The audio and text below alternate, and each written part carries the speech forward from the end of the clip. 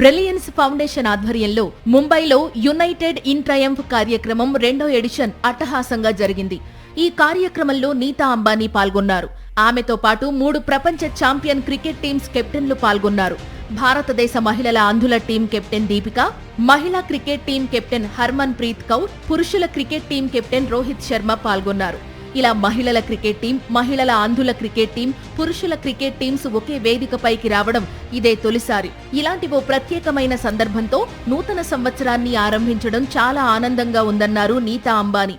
క్రీడాకారులు జస్ప్రీత్ బుమ్రా, సూర్యకుమార్ యాదవ్, స్మృతి Mandhana, Jemimah Rodrigues, Ganga కదన్తో పాటు cricket దిగ్గజాలు సచిన్ టెండూల్కర్, సునీల్ గవాస్కర్, రవిచంద్రన్ అశ్విన్, ఒలింపిక్స్, పారా ఒలింపిక్స్ దిగ్గజాలు మురళీకాంత్ పేట్కర్, దీపా మాలిక్ తదితరులు ఈ కార్యక్రమంలో పాల్గొన్నారు. ఇక భారతీయ సినిమా పరిశ్రమ నుండి అమితాబ్ బచ్చన్, షారూఖ్ ఖాన్ లాంటి ప్రముఖులు పాల్గొన్నారు.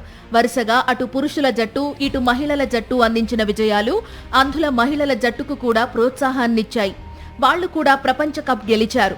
శ్రీలంక ఆతిథ్యం ఇచ్చిన ఈ అంధుల మెగా టోర్నీలో దీపిక నేతృత్వంలో భారత మహిళల జట్టు విశ్వ విజేతగా నిలిచింది.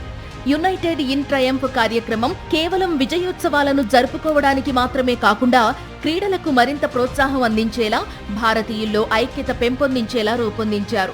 భారతీయ క్రీడా పయనానికి ప్రతీకగా నీతా అంబానీ ఈ కార్యాచరణను రూపొందించారు.